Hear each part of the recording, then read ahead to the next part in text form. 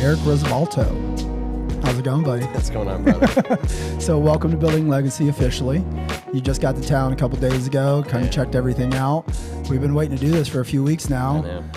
So for the people that don't know you that are going to watch this and listen to this, you are a former Olympic athlete turned entrepreneur. Whole lot of stuff in between that I'm hoping to get to know some more about. Sure. You are in the electronics industry now. We actually just structured a pretty big partnership together that we're really excited about.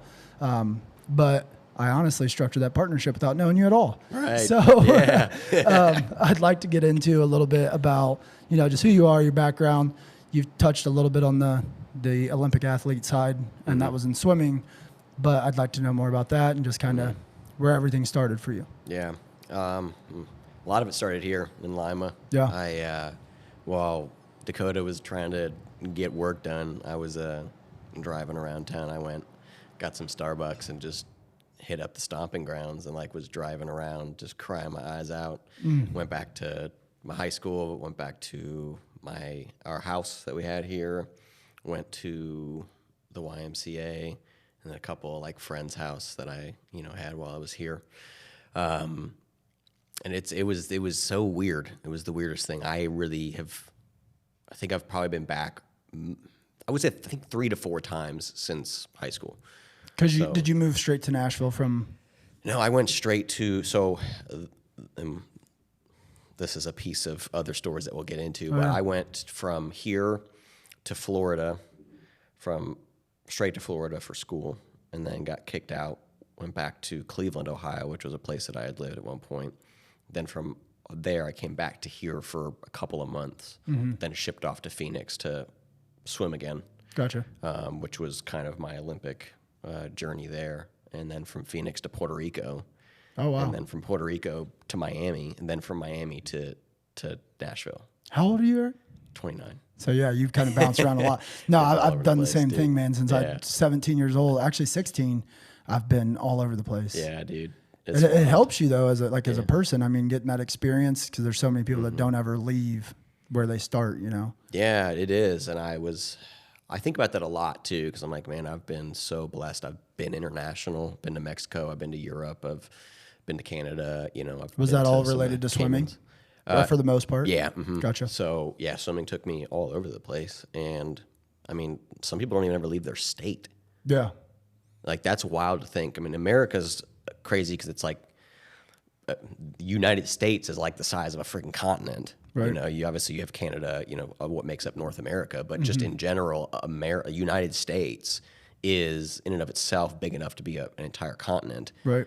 And I mean, besides places like Russia and China, most countries are the size of a state here. Right. Right. And they've got millions of people packed into this small little box. And it's here in America, you can take a bus, a plane, or you can drive and be in a different sector of the world almost. You could be in Florida by beaches. You can go and be in the mountains in Washington or Oregon. For sure. You can. Yeah, I mean, you go down to Miami, and so I used to live in Miami for a little bit, and it does feel like you're in a different country. It's a whole different culture, different vibe.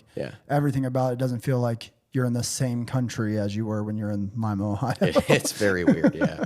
And then, even in Lima, you're wow, people live here and don't ever leave. Yeah. I mean, I was coming back and I'm people I went to high school with, and they're on billboards and stuff. And I'm what the frick?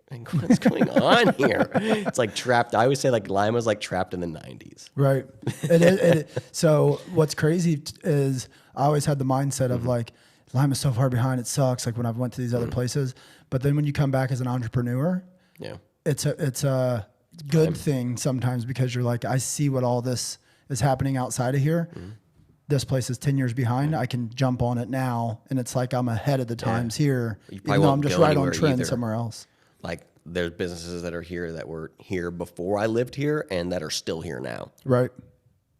So it's kind of there's benefits for sure. It's if you solidify yourself here as an entrepreneur, as a business, a small family owned or something big, you're probably, if you're supported by the community, you're probably never going to go anywhere. Right. So there's it's not all bad. Yeah, for sure. Yeah. So I'm interested in the swimming aspect, because to go from, were you swimming in high school?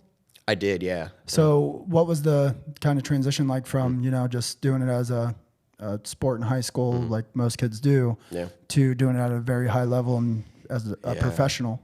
Yeah, so I learned how to swim like super, super young. It was like, I think a year and a half. Like I could swim to the other side of a pool, which is insane. I've seen videos of like 3-month-olds like getting tipped over where they do the roll. It's insane to me. It is pretty crazy. So, and it was just like my dad and my mom just taught me in like a little pool, hotel pool, I think. And I did not, like I swam at like 6 or 7 years old and I hated it. Like my dad put me in it because he swam for a little bit and just absolutely despised it. My first sport that I took real interest in was wrestling. So from fourth grade to high school, I was wrestling. And then I tried like 8th grade year, I tried to do both swimming and wrestling. Okay. We had moved here to Lima, and to kind of like help me, I guess, develop friends, my dad put me on the country club swim team. Well, he asked if I wanted to do it, but I was like, yeah, sure, whatever. And they were like, oh, this kid's like fast. And I was like, oh yeah? Like I got attention, you know? I was like, oh, okay, cool. Yeah. And so that kind of it just turned into this huge spiral of like greatness, just out of nowhere. You know, I went from being a pretty bullied kid growing up in elementary school and even when I moved here and not ever fitting in and not having any identity of my own, grew up without a mother. My dad and I didn't, you know, we've always had a really, really rocky relationship to the point where now it's completely estranged. And so there's really no identity there, you know, and it's very important, especially for young adolescents, you know, from 11 through high school, like you're developing who you are as a person. Right. And so when you're not accepted by the people that are around you, and it doesn't have to be a lot, you don't have to be popular, right? Right. You just need to have some kind of group. You where have you're some accepted. type of place. Yeah. Yeah. You have some place where it's like, hey, I fit in here. Right. You know? And so swimming, I mean, I'm understanding things a lot differently now, but at that time period, swimming was that. Like I was not necessarily accepted, as you'll find out later on, but I was acknowledged.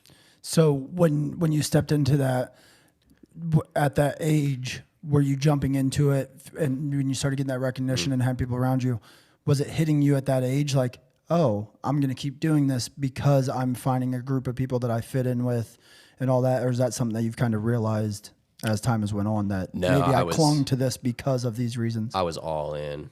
Like the moment that I started, I remember it was my first summer league or second summer league. I remember going to like the local WBL or no, the local championships for summer league and just like getting like 6th place. And I was like, I'm tired of losing.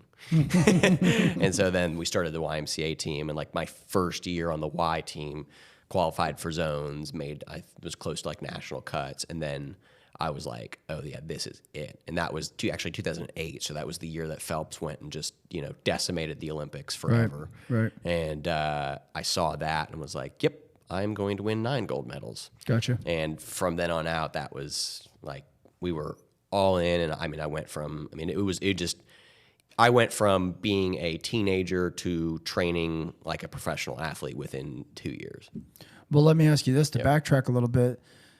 You said that you were bullied, right? Like before you got to this stage, because I'm guessing, I've went through a very similar situation to where when you're good at sports, it helps, keep all that bullying away a little bit and stuff. And like you said, you have your place, you're making a name for yourself, yada, yada. It pushes a little bit of that bullying to the side. Did you have a similar experience? Like the better that you got at sports and the more that you were succeeding and stuff, the less the bullying and things like that were happening? Not so much, actually, which was a part of the problem. So, Gotcha. Because I think I was doing what I was doing in Lima, I was actually literally thinking about this when I was driving around today, and I'm like, man, I wish my dad had taken me and put me in a program somewhere else with people like me, because I think my life would have been a lot different. That's seen and respected and acknowledged what you were doing. Or even I would have been normal. Right. Like it would have been fine because I still would have been as good. I probably would have been even better, younger.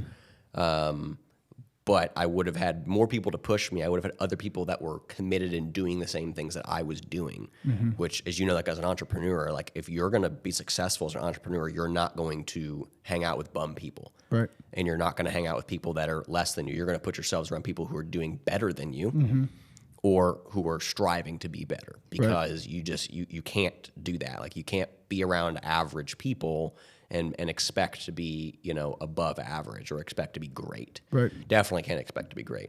You might be talented. You might be really good on your own, which is what I was. Like we were able to develop, you know, I was top, like my junior year of high school, I would have placed top 12 at NCAA's Division I. So, I mean, we were able to do amazing, phenomenal things here in Lima. Absolutely.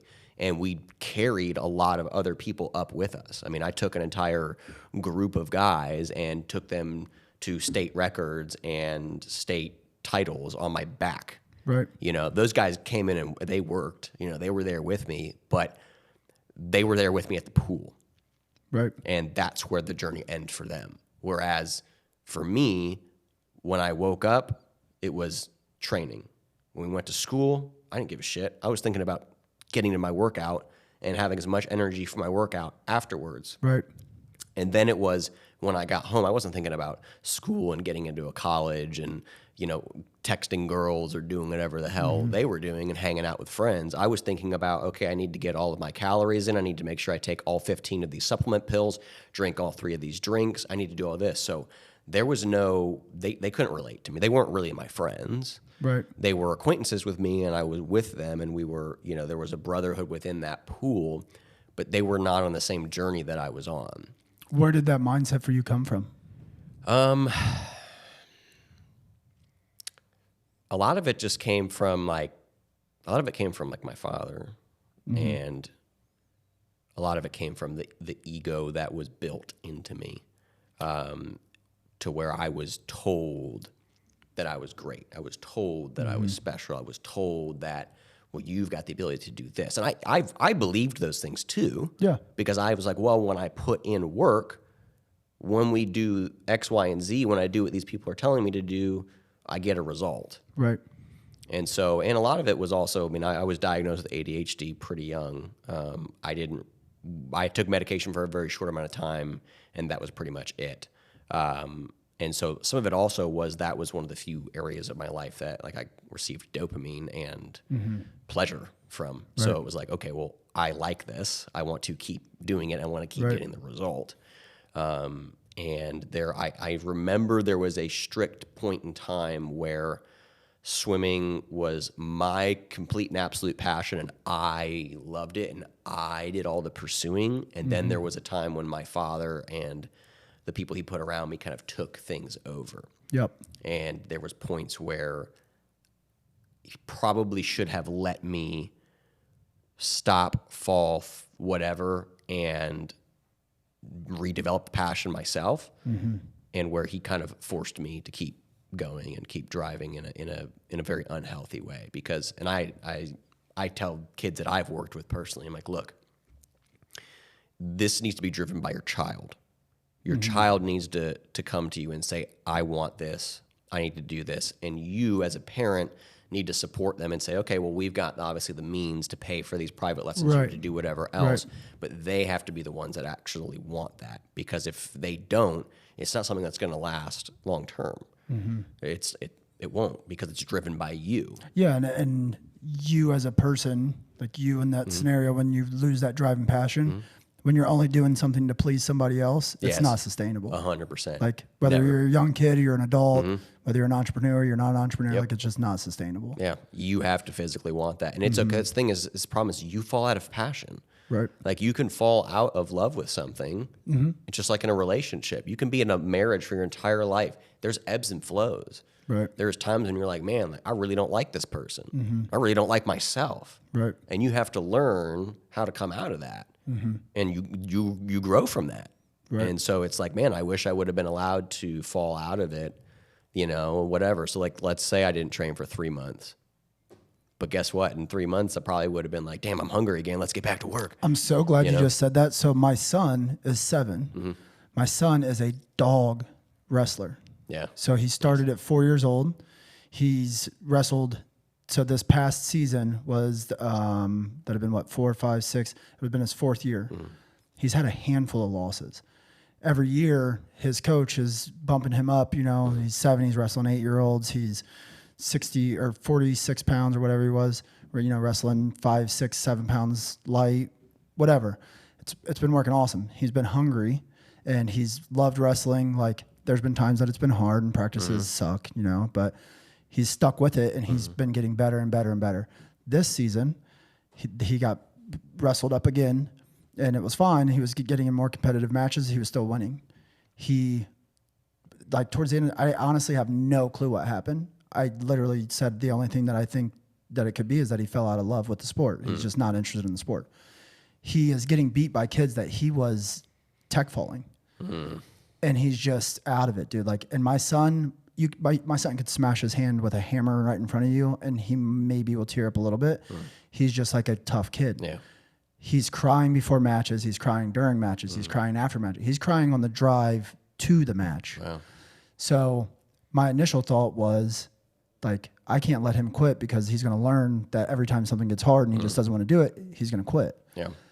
I ended up letting him stop with like 2 meets left in the season for that reason, because I was like, I want him to be able to walk away kind of on his terms so that he can fall back in love with it later and not force it on him right now to where his only experience is going to be like, somebody else really wanted me to do this and then never want to get back into it. And I'm glad hearing you say, I wish somebody would have let me maybe walk away young so that I had a chance, you know, because it is like a relationship. Sometimes you need distance to make you realize, you know, or a quick separation to make you realize how much you really want to be with that person and all that stuff. And it is very similar with sports. 100%. And at the end of the day, it's just like, it's a sport. Right. I mean, that's the truth. It's like, I look at it now and I'm like, because these are things that, like, this didn't go away. Like, when I stopped swimming, I struggle today. I just made a Facebook post and I was talking about how, like, there is, like, to this day where like, my head is so fucked up from the things that were ingrained in me that, because I was literally told, I remember my dad like 2-3 years ago yelling at me in his car and telling me that you'll never find any happiness or joy outside of swimming. I was literally told that. And so, you know, I get to the point now where I'm like, when things go bad, I'm like, well, maybe if I swim, things would be better. You know, maybe God would love me more if I swim. Maybe my father would love me if I swam. Maybe I would love myself more. Maybe like, I literally would believe that, like, everything that I'm doing in my life is just to bring me back to swimming and everything I'm going through. So I could never enjoy anything. Do you think that that's strictly from the fact that people just pump that into you? Is that what you're saying? Yeah, that's all when I was you're ever told viewed that you at. have that one path and this is all? That was it. I went through a very, very similar situation in my life. Yeah. It was all, I mean, I didn't have friends that, like, were down for, like, me. I mean, I kind of did, but they weren't, like, good influences, you know? Right. I wasn't ever, like, I didn't have any other interests. I wasn't even allowed to develop other interests. I had other interests in other things, and they would just get shut down. So essentially, are you saying that you just felt like your main use as a person was looked at from swimming? Oh, 100%, yeah. Yeah, I had, like, developed, there were coaches that saw what was happening. Like, my dad basically, I mean, outside of my grades, I had schools that literally did not want to offer me scholarships because my dad. Just because he was so overbearing and wanted to be involved. They knew what was happening. They knew they knew what he created. They knew that I was a mess, and some of them he had talked to, and he kind of just fucked it up. Like, I literally, to this day, the #1 school that I wanted to go to Auburn. I wanted to sprint at Auburn. They had one of the best sprint programs ever in the history of swimming. And I've talked to Brett Hawks since then, and he doesn't coach there anymore. But I've talked with him, and he was like, "Yeah, he's like, your dad fucked that up for you." He's like, after I got done talking with him, I didn't want anything to do with you. And I was like, damn. He's like, I knew that you were just a kid, and I knew that the things that were going on with you weren't you. Is that something that you feel like you still hold on to now as an adult? Like, very now that much it's so. been passed over? 100%, yeah. And is it more of the fact that you feel like that opportunity was taken from you from somebody else? Or is it just that, like, in general, that your life is not controlled by you? Yeah, well, I mean, it was a mixture of both, because some of it was I was I was made to believe that everything was my fault and that that I should have worked harder. I should have done better. I should have just gotten the grades and whatever. And when I look back, like I have kids now, and it's like, I would never say that to my fucking kid. Because at the end of the day, my kid didn't ask to be brought into this world. My kid didn't ask to be dealt the shit storm that I've created for them. And so when I look at it and I'm saying, like, okay, and I understand the human development of the brain doesn't finish fully developing until 25 years of age. Right. And so you're still, even if you're an adult, you're still being formed. And so at 17 years old, you have hormones and chemicals going through your body that are causing your mind to do things that you have no way of handling. And especially if you were not given a stable home, a stable environment to thrive in, and you didn't have all the things we were talking about earlier. If you don't have, like, you don't know what you're doing. You don't understand the consequences of your actions at that point. Oh, yeah, for sure. They say you don't even understand the consequences of your actions until you're 25 years, like the long-term consequences if you're actually 25 years old. Oh, I believe that for sure. That's crazy to think about. So it's like, I look back and I'm like, those things never should have been said to me. What it should have been is like, look, you suck at these things. Be honest with you, son. You're not good at these things. We need to figure out how to help you be better at them, so that you can have all the tools that you need. I wasn't taught how to time manage. I wasn't taught how to budget. I wasn't taught how to say no to drugs. I wasn't taught I wasn't taught what my value was outside of swimming. And so, like, these are things that cause extreme damage, and you see it in you see it in athletes all the time, especially the great ones. And it causes so much damage in them. And then they go out and damage other people with it, whether it's their families or their own kids. And so I just having my own children is what was able to help me see a lot of that stuff. And now I can come out of it. And I've got a fiance now who has unconditional love for me. Right. And doesn't run away when things are tough. And that changed my life. Oh, yeah, for sure. That changed everything for me. That stability, yeah. Yeah. No, I really want to get into that because, so I had a very similar experience growing up. I was told my whole life, like, you're going to go to the NFL. You're at minimum playing D1 college football. Right. Like, this is your path no matter what. Like, I was also told, you're a smart kid. Like, you could do the X, Y, and Z if you wanted to, but it was always football. Always. Like, everything about our lives revolved around football. And then at 16, I ended up finding out that, like, the guy that raised me wasn't my real father. I had a whole identity crisis, right? To where everything that I thought I knew about my life was essentially, in my mind, like, it was like fake. It was like the Truman Show. Right, yeah. Like, I was just like, what is happening? Like, none of this is real? Yeah. So at that point, I obviously did the 16-year-old thing to do and go down the shitty path, whatever. I ended up, like, walking away from football because of the fact that I'm not focused in school anymore. So I'm not getting the grades, getting suspended. I'm doing all these things. And once I lost football, I was in panic mode. Like, it was like, I have no clue what to do with my life. Yeah. There was nothing else. Like, there was never another option. I spent from 16 to probably about 25, honestly, still trying to figure out, how can I work my life to some way be happy enough to get back into football? Like you're saying, like, how can I make, so, like, okay, I'll go get the job, but it's going to be maybe to make enough money to get go, training and do that, you know what I mean? And work my way back into it. I will tell you from that time of 16, just until, honestly, probably about 30 years old, I still held a huge amount of, and it wasn't really resentment. It was more just like, and it wasn't an excuse. I wouldn't say, I don't baggage, I guess we could call it, of thinking about, like, well, if you guys would have just told me this stuff up front, maybe things happen differently. If you didn't have me move out to Seattle to go play football there because I was failing in school here, maybe things happen differently. And I had that, like, this person, like, you derailed my life. And it wasn't any fault. Like, they thought they were doing the right thing in the moment, Yeah, absolutely. But it took a very long time for me to be like, that might be true.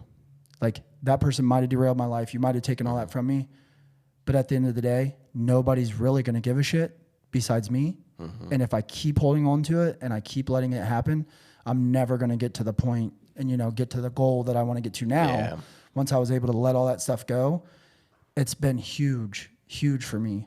And it's hard to hear you say like, my dad took that from me. Like you know, cause I'm sure that you probably still hold some type of animosity towards him of like, you shouldn't have said this stuff to me. You shouldn't have did this. You know, you took this from me talking to the coach at Auburn. Like that was my dream and I could have had it, but it was this person. One of the toughest things that I've had to hear and learn from other people is like, that sucks. Yeah. But nobody gives a shit. And it's like the hardest truth to hear. And I feel like there's so many people that have, you know, that might not be athletes. They might not have had that situation or my situation or whatever. But it's like, if this one little thing would have happened, or if this would have been different, or if I'd have got dealt different cards, or if whatever the situation is, then this could have been the outcome. And it's a very good thing to be able to do when you get, as you age and just, you know, you learn different stuff, you hear from different people. Yeah. To get in that mindset of like, yeah, it all sucks. It's 100%. It's shitty. Yeah, you can't go back and change it. But you can't go back and change it. Yeah. And that's, I mean, and I did great. And the thing is, like, I did great things in the sport. I recently, it's probably going to end up making me cry because it always does. I went to this concert and there was this woman that was opening up for Eric Hutchinson.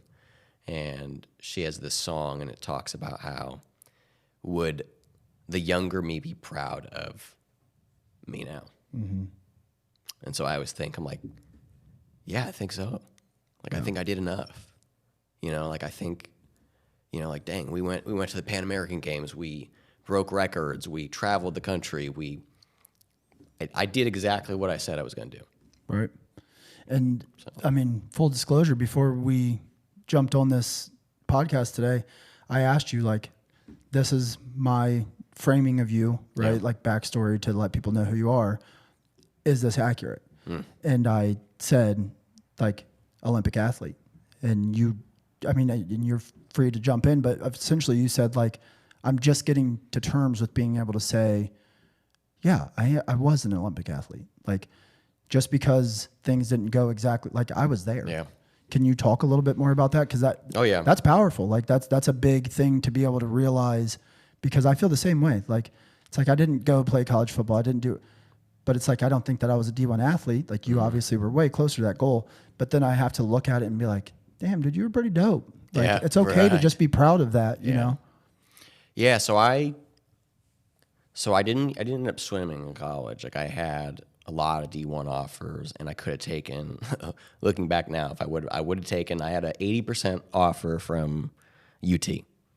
And Matt Credich was the coach there at the time, and he didn't have like a crazy good team. Now he's produced some of the fastest sprinters in NCAA history, which is awesome. And at the time, I didn't understand that 80% is a full ride. 80% covers everything. If you're getting over 80%, you're basically making money as a D1 athlete. You're getting money every semester or whatever it is. But a lot of the schools were like, well, your grade sucks, so we'll give you like 50. Or we'll give you nothing for the first year and come in here and show us you're not going to flunk out. Right. And I would always be like, well, yeah, but I'm the number one sprint recruit in the nation. Right. Like, you need to give me at least like, come on, I got 50% of the package. You know, give me something here. I don't got the grades, but I got And that's what my dad said, and a lot of the other coaches that weren't collegiate coaches, but that had worked with me were like, no, like he deserves a full ride and do not accept anything less. And so that's what was pumped into my head. Now, understanding as like a business person, I would have been like, no, like, yeah, like I probably should have taken that 80%. But so I didn't swim in college. I got to a junior college, and which was a great opportunity for me as well. Unfortunately, the coach that I went there for dipped out 2 weeks before I'm supposed to go. He didn't even tell me. I said, are you going anywhere before I signed the contract? He's like, no, I'm not going anywhere. Freaking leaves. And I was like, great. So now I'm stuck with this freaking... I'll say he was a bullshit-ass coach. Came from some D2 or D3 school. Shit-ass coach. Definitely doesn't know anything about producing sprinters. Right. I'm like, literally to this day, I've produced all my fastest times. Like, me personally. Right. Writing my own training, writing all my nutrition, writing everything myself. And so I'm like, this guy, no idea what he was doing. So, I mean, I went there and I was like, this sucks, you know? Got into trouble, just started going back into drugs and everything. My senior year of high school was shit. I mean, I was ineligible to swim. I didn't even swim. I should have went and broke all the national records my senior year. I was, like 0.2 of a second off my junior year, and then going into my senior, I didn't get to swim, all that. So, but we had kind of created this downhill ramp because my entire family relationship was all dependent on my swimming. Mm-hmm. And so when we went to Olympic trials in 2012, we created this massive buildup. I mean, we literally believed and we're telling this whole city. I mean, I had radio commercials about me playing on the radios here. I was on the TV like every freaking week, you know, in the newspapers constantly, just pumping it up. Erik's going to the Olympics. He's going to make the Olympic team, blah, blah, blah. Like, what are you, like, why we had no business doing that. Looking back now, I'm like, there's no way in hell I was making that team. I should have made finals. That would have been fine. We should have been like, we're going to go there and we're going to make it to semis. That should have been the goal. We're going to go there, we're going to make it to semifinals. At 17 years old, semifinal in a man's race, a race that is dominated by mid to late 20-year-olds. Mm-hmm. Yeah, we'll go there, let's make semifinals, and then let's make it back. We're going to be on national television swimming against, you know, the best in the world. And that's not what happened. And so when we showed up and we underperformed, I didn't even go my best times. And my entire relationship at that point, even my sports psychologist at the time was like, yeah, you and your father have a lot of messed up shit you need to deal with. Mm-hmm. And we're going to stuff all that down for right now, and we're just going to swim, which was not what needed to be happening whatsoever. Right. And so, you know, all this resentment, my dad was basically blaming me for not performing well. It's the people living through their kids. Yeah, 100%. Like I was a mental wreck. I mean, I realize now what I was dealing with is I was dealing with depression and serious anxiety. Right. And I only know that now because I've started to feel what real depression feels like. I'd never felt it. I didn't even know what it was my entire life. I only knew that because Rachel was like, she's like, no, like this is depression that you're dealing with. Right. I was like, oh. I didn't know what that felt like not being like weighted down I couldn't move, you know, not wanting to like do all the things that I was just like, yeah, like, I just don't have energy to like do the things I like to do. Yeah. And she's like, that's depression, sweetie. I was like, oh. Yeah. I'm like, I don't know what that is. I'm a champion. I'm a champion. I don't know what that is. I get it completely. I don't go through that. We don't experience that stuff. And that's what I was trying to do. And it's probably not a conversation that you and your father had. No, you know, like close. It wasn't, I'm guessing, I don't want to assume too much, but it sounds like we went through some similar experiences and it was never a question of how are you feeling mentally about the pressure of, you know, going to the Olympics, being told your whole life you're going to go play in the NFL. Like you're everybody's great white hope. Like having that pressure as a young person, I can't remember a single time that there was ever a discussion about how is this affecting you mentally? Yeah, what does this feel like to you? Yeah, because you're not meant to handle that as a kid. And I remember at one point I was like, man, like I was like, we were getting ready for, you know, leading into trials, and I was like, I just want to have fun. Right. And I remember my dad saying, well, what's that going to do? Like, what, when I was like, can we just go back to like having fun? Can we just like have fun with this? I was like, that's all I want to do. And he was just like, well, yeah, what's that? What's that going to do? I was like, it's the whole fucking purpose. Right. This is a sport. It's the whole purpose. It needs to be fun. And you work hard. You work your ass off. But you have fun. That's the whole point. And so, yeah, man, I mean, it's like that when we, I mean, it was terrible. And when we didn't do it, it wasn't like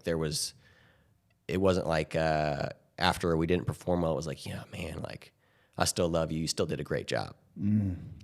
That's not what happened. And that's exactly what it is. Because I always think, I'm like, this is what I would do for my kids. Right. If my kids have a bad race, I wouldn't give a shit because it doesn't matter. It's like, hey, I still love you. Let's go get like a really nice dinner. Let's go have some fun. Let's celebrate all the work that you put up. Yeah, let's celebrate it. It doesn't matter. You're here. We made it here. And this is the result that we got. And we'll go back to the drawing boards later. It's such a fine line, especially when you're looking at it. And I don't mean this in any type of, you know, like men's feelings versus women's feelings or little boys and little girls. Yeah. But as a man that has a son that's very active in sports, like that's all that kid wants to do is play sports. Right. It's such a fine line to figure out when am I pushing him to bring out his fullest potential? Right. And when am I pushing too hard that I'm losing focus on what's really important, that my son's still having fun, that I'm not pushing him to do something that he doesn't want to do, that we're only worried about accolades and success, that we're not celebrating the progress and work and all that stuff. It's such a hard line to figure out. Yeah.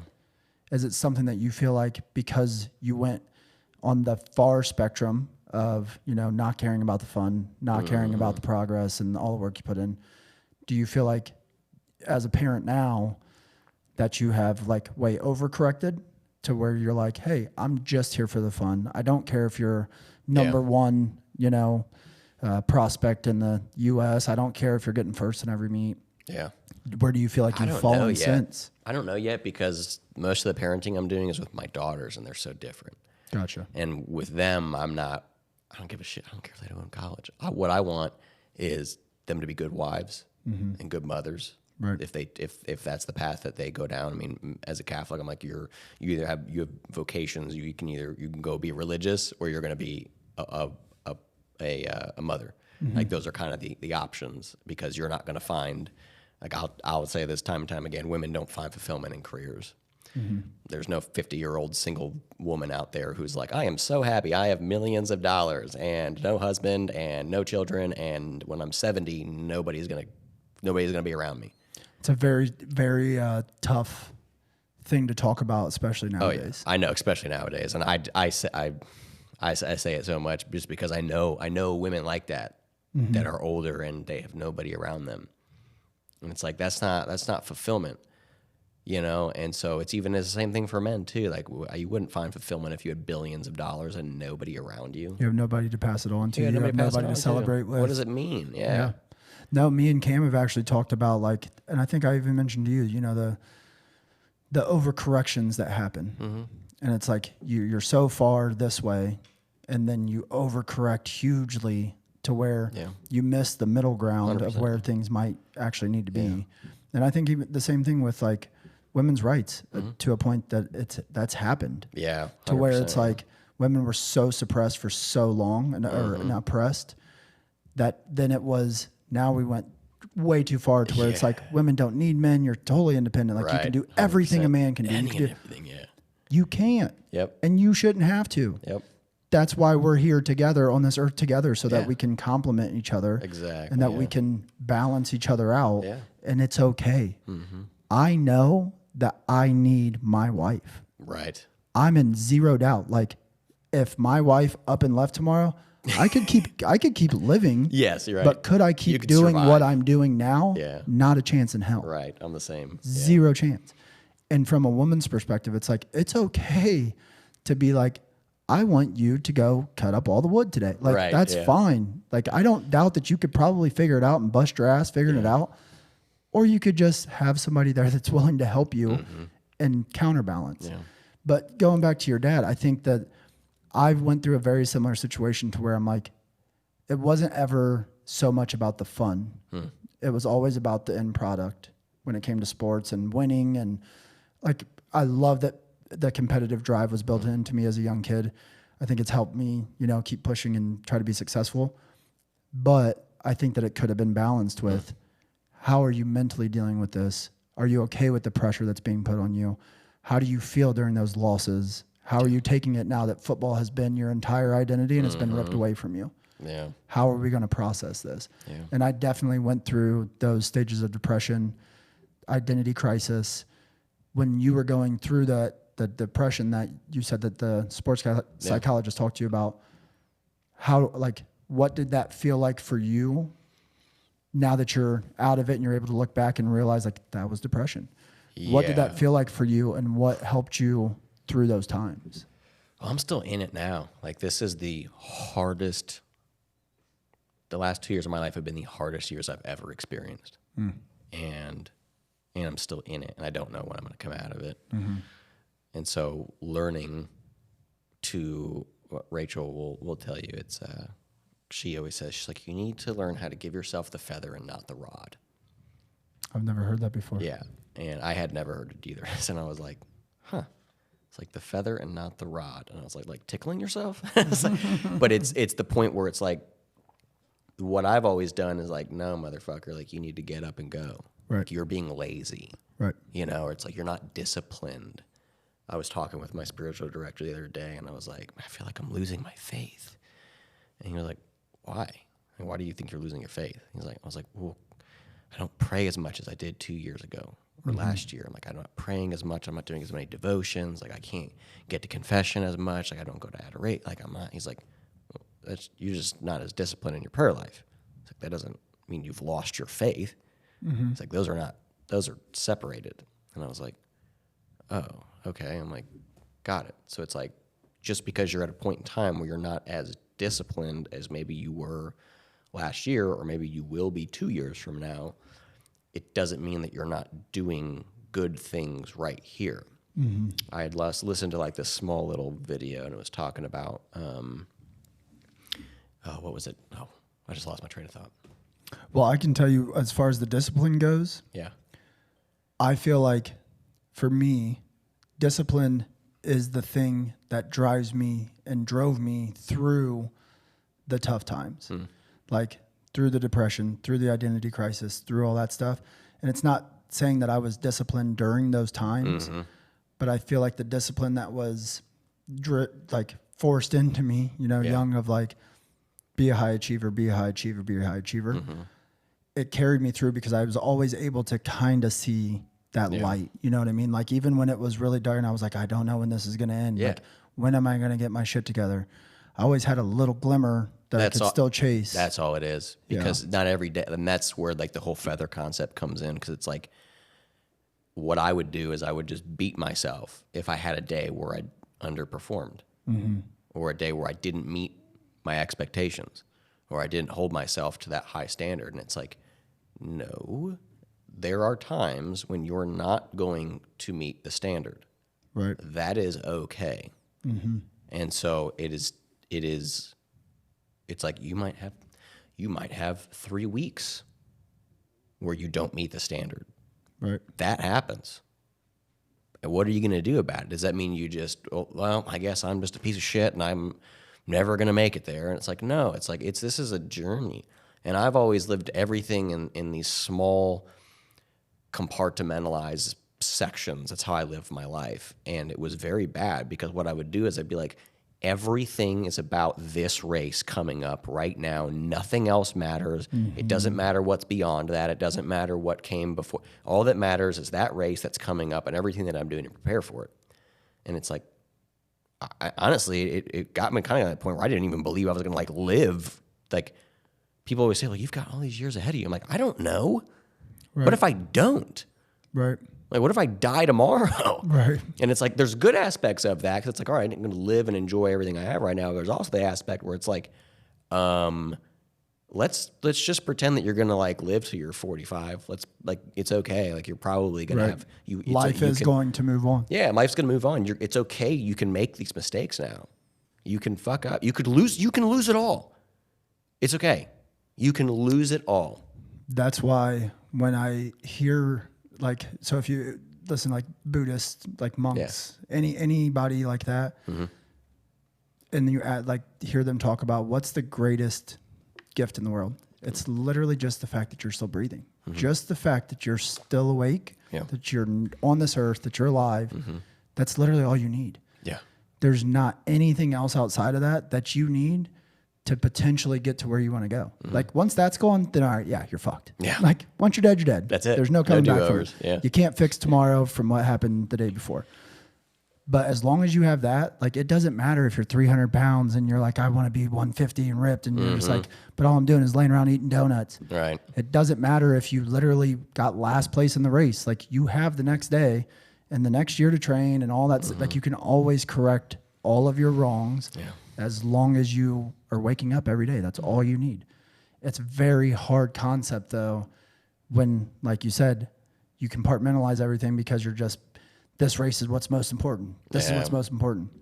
You have to have that ability to, like, step out of it and be like, this stuff is important, but it's not everything. Yeah. Like, there's a lot more that's going to happen. There's so much more. I do all kinds of shit now. Right. I got hobbies. Right. There's like I'm finding out right now who Erik is, and like the things that I like to do. And I realized, I'm like, man, I'm good at a lot of shit. I'm like, I'm good at almost everything that I try to do. Like, I can do Like if I like to do something, I'm like, I can be really good at it. Right. Which gives me other avenues of, as an ADHD guy, it's giving me other avenues of dopamine, other avenues of like achievement. And so it's like, all right, it's kind of like having multiple streams of income. Right. It's like, all right, well, this year this business isn't doing too good, or like this time of year this business isn't, it's a slow season or whatever. So we're going to focus a little bit on this. And it's the same thing. So like now I've got it. I'm like, all right, well, I got a motorcycle. I ride motorcycles. Right. I build that. There's times of the year where I get to go ride. We're gonna go do some track riding this summer. There's, I'm like, I like to go skating. I like to work on this business. We got a house now, so like we get to work on the house and like build things out with that. And I've got kids and they're getting older, so we get to go do things with them. There's other avenues of life outside of swimming or outside of whatever it was. And for a long time there wasn't anything but that.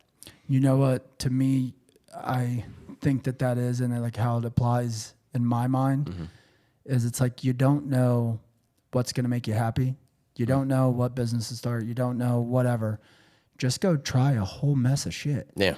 And I feel like when you're somebody like us that like your whole identity was based around one thing and now it's no longer there. Right. And I don't know, but I would assume that that's the same issue that like NFL players have, that, these people that their whole identity is wrapped up in this for so long. It's like, once that's gone, who the hell am I even? Yeah. Like, what do I actually like to do outside of this stuff? Right. That doesn't revolve around this. And you don't know. Like, it's just go try a whole bunch of stuff. And then you're going to figure it out as you go. And it's really cool that you're in that place now where it's like, I'm getting to learn who I actually am. Yeah. What makes me happy? What are other avenues that I can take to, fulfill myself, to find passion, to do that stuff? Is that what got you through the depression? Like, I know you said that you're still in it, but as you were younger, when you didn't have swimming, were you like venturing out and trying other things, like trying to find that dopamine from other places? When I was younger before I swam, or no, like so or like as you were getting to the point that swimming was slowly just going away and going away, and that depression is like replacing the dopamine and stuff. What was it that got you through? Was it trying other avenues and trying to find that happiness in other places? I mean, was it talking with a psychiatrist? Was it talking to your buddies? Was it like, for me, it was going out and getting drunk all the time. Like, is how I thought I was dealing with it. Just not realizing I was only kicking the bucket down the road. Exactly. Yeah. Got to deal with it at some point. Right. Yeah. Dude, I got friends. Like, God gave me friends, like real friends, and never had that before. Like, I never had people. Like, these were people that didn't know me for my swimming. And that didn't was relate your purpose to. Yeah, they like, because before, I mean, dude, oh my gosh, and it was like so annoying too. When I look back at it, and I'm like, everybody that I knew or that knew me only knew me for my swimming, and so it's like, I don't want to fucking talk about that. Like, I don't, and it's like they do. It's an open wound. Yeah, it's like they want to talk about it, and they didn't understand. They didn't know. They didn't understand like the damage it had caused me. They had no idea. But that would be like the first thing that most people would talk to me about, and or it would be like, a lot of times it was the first thing that I would talk about because that's all I had to talk about. And so I developed. It's the only thing you're proud of. Yeah, it was the only thing I was proud of. It was like that was the only accomplishments that I had ever achieved. So it's like, okay, well, I would just sit there, and be around people and be like, oh, and then maybe something about my swimming would come up and they'd be like, whoa, that's so cool. And I'd be like, yeah, I guess it's all right, whatever. To me, it's nothing. To me, I'm like, yeah, whatever. I did that. To them, especially for like an average person who's like, wait, you were an Olympian? You did what? Whoa, wow. And I'd be like, yeah, whatever. But when I developed friends, and my really, really good friend of mine, I met him when I became Catholic. And during COVID, I was outside of the church because it was shut down, so he couldn't go in. And he shows up to pray outside of the church in the grass, same thing I was doing. I was like, completely random, and ends up becoming, he's my son's godfather and one of my best friends in the entire world. I mean, he's my brother. I grew up, I had 2 half siblings, and I don't even really know them. So, but that's like my brother. And then I met my friend Jose through him, who is that's also my brother, and he's the only other Catholic man that I know who's also has had kids out of wedlock and in a previous life, like also going through the exact same shit, like literally in the exact same situation as me. Right. And there's really like, I was like, what's the likelihood of me finding someone else like that? And so finding these men that I can go out and do man shit with and bond with, and it's just about our lives. There's nothing to do. They didn't even know. They didn't know about my swimming. Like it came up and stuff, but like they don't know me for that. They don't know that guy. Yeah. And so when they like, you know, like fuck your family, I don't say it like that, but when it's like I'm estranged from my family and like all these people who think these people who think badly of me, these women who think that I'm this terrible monster, but I've got these men who know me. Mm-hmm. They are with me all the time. Yeah. You know, it's like they've experienced similar things. Yeah, they've experienced me. Yeah, exactly. So like they know, like, no. They can tell me like, listen, these demons, they're telling you those things about but I know you. This is a conversation that could not be happening at a better time, because it completely cements a thing that Cam and I actually just discussed. So I think, maybe a week ago, Cam? If that, not even a week. It maybe had been like less than a week ago. I literally woke up, and I don't even know what time I texted him, but it was something ridiculous. And I was just like, dude, I have something that I think is like a serious thing that we need to look into, and that I think I want to do. Because the whole idea of building legacy, right, and the idea of this podcast, the idea of putting myself out there, is because I am finding that my true passion doesn't lie in success as far as like building a business, you know, making a certain amount of money, any of that. My like true passion is helping people and being able to affect anybody in a positive way. Yeah. Not saying that I'm Oprah Winfrey giving away cars, right? But the fact that I see that when I do better, I'm able to positively affect the people around me, right? So I told Cam, I'm like, dude, what I think we need to do with this building legacy is that we need to structure some type of way to get like-minded men together to be able to share traumas, to be able to talk through them, to have a safe and open space to be able to actually let it out. Yeah. Because I don't care who you are. Like, I feel like I'm pretty open with my wife. Yeah. I love my wife to death. She's made me feel like I'm safe to talk to her about just about anything. But as a man, there's still things that I'm not going to open up to my wife and talk about, because I'm still her man. Like, I'm still the knight in shining armor. I'm still, you know what I mean? I'm still her steady force in her life. Yeah. I can't be that, at least in my mind and how a lot of minds work of men, I think.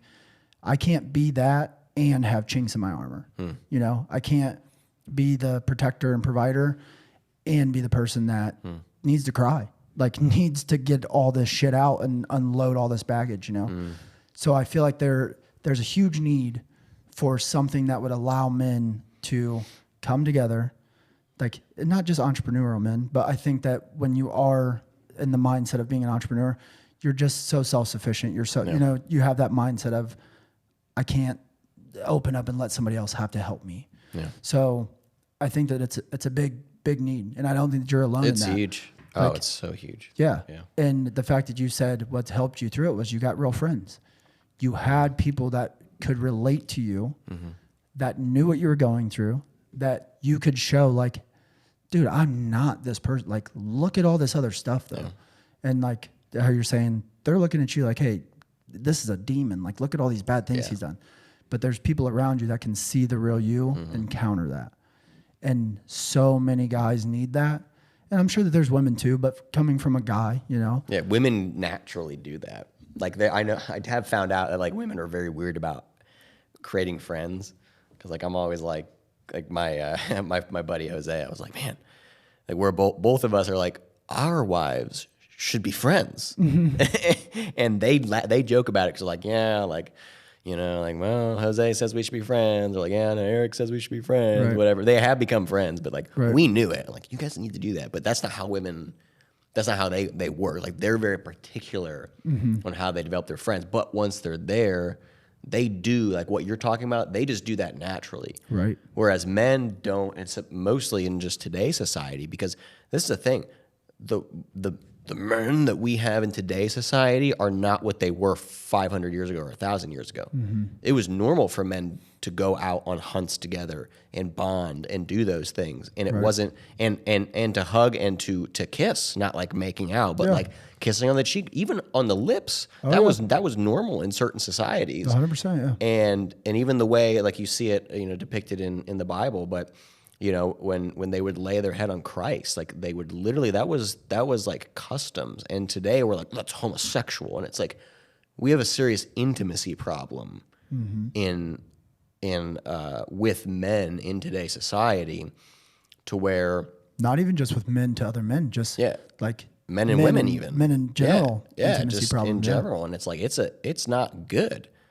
It's like, it's like you should be able to hug your brother. You should be able to tell him that you love him. Tell him that you love him. You should be able to do these things. Yeah. And like that's, and a lot of it, like men aren't hearing that from their fathers, right? Men are, well, we're providers and that's what I have to offer. It's like, no, you're a leader. Right. And to be a good leader, you have to be well-rounded like that. Yeah. And you have to be able to be vulnerable. Right. I mean, I know one of the biggest things that helped me. I mean, I love what you're doing, because I'm the same way. I'm like, I want to help people. And that's why I loved, like, when I coached swimming, and I liked doing clinics. And honestly, I didn't like doing swim clinics because of teaching people technique. I mean, that was fun. I enjoyed that. At the end of my clinics, I'd always share my story. And that was my favorite thing to do.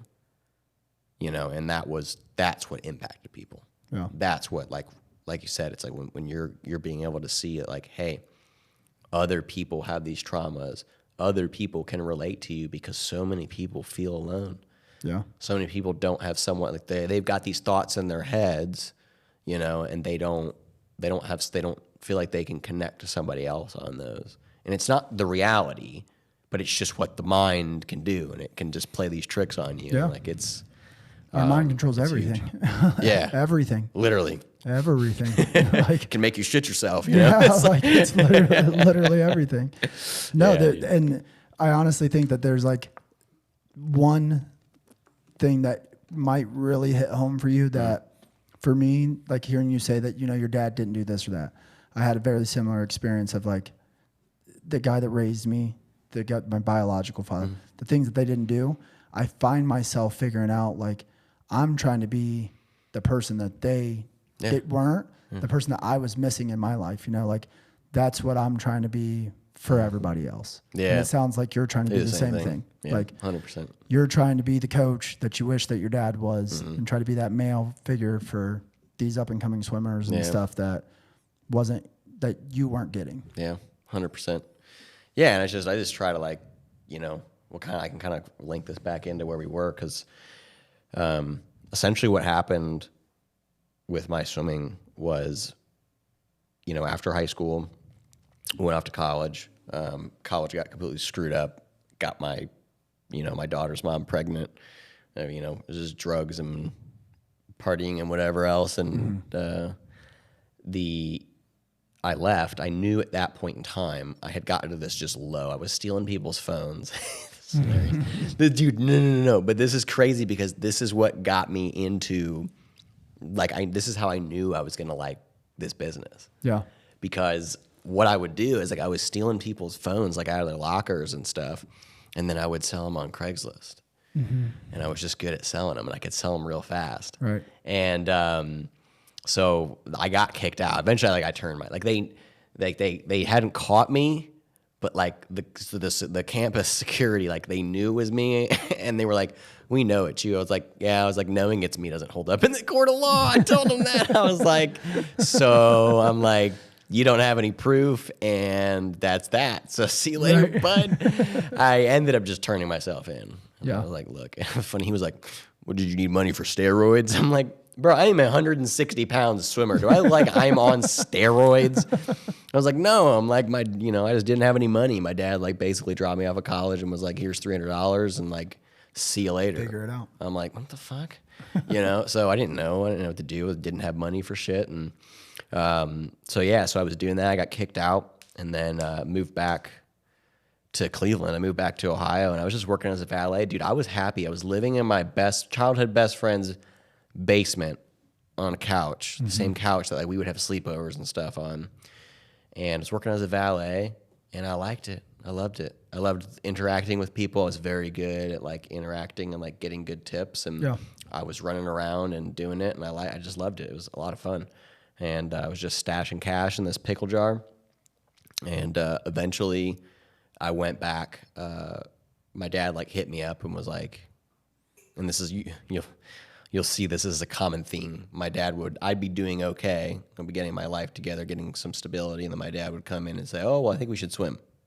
And of course, I want that relationship. I'm like, all right, well, yeah, sure. So I go back, move in with him.